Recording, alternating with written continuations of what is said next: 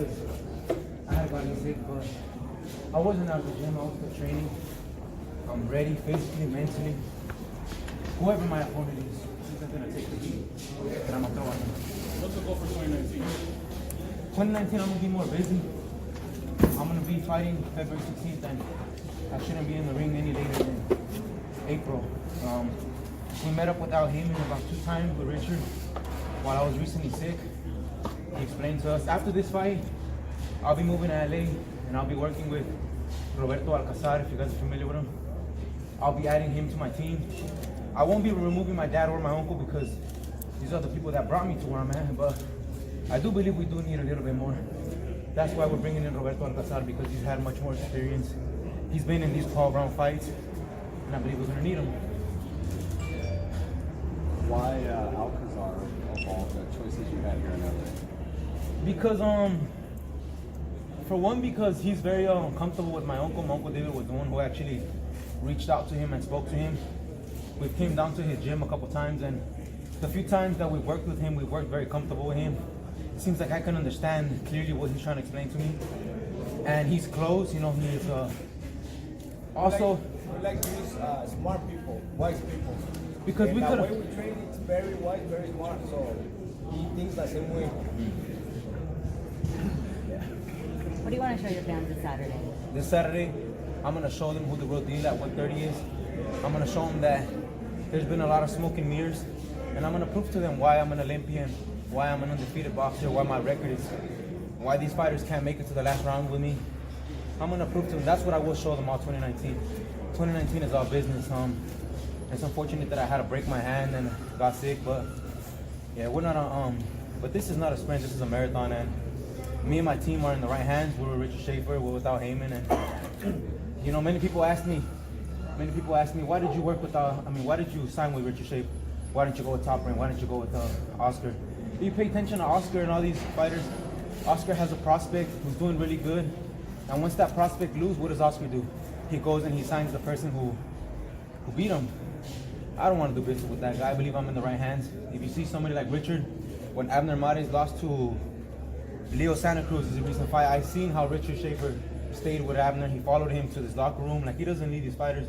This is somebody who really cares about his fighters. So that's why I believe I'm in the right hands and I'm taking the right steps to become a future star.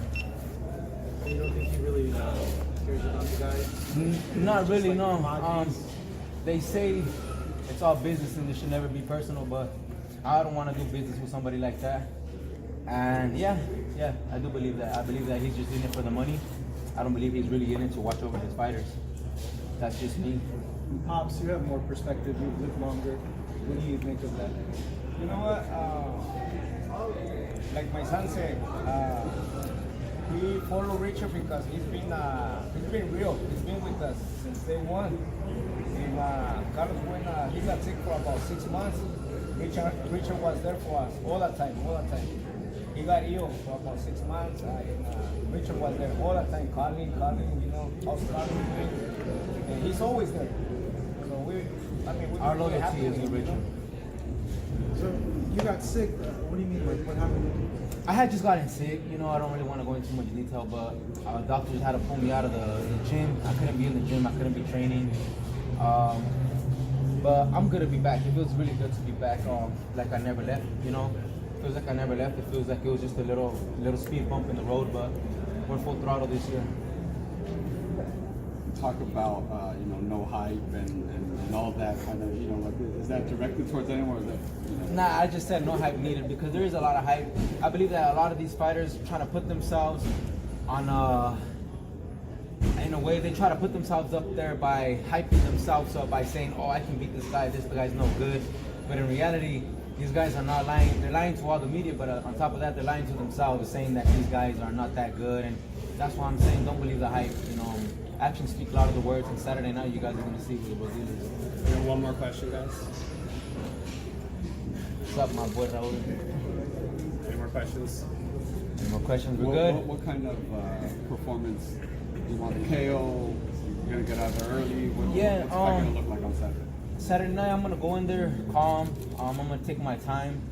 I'm going to be patient, but regardless, I don't think my opponent's going to take the heat. Like I said, and this will be my last 6 rounds. I'll be moving into 8 rounds after this, and yeah, I'm ready to go.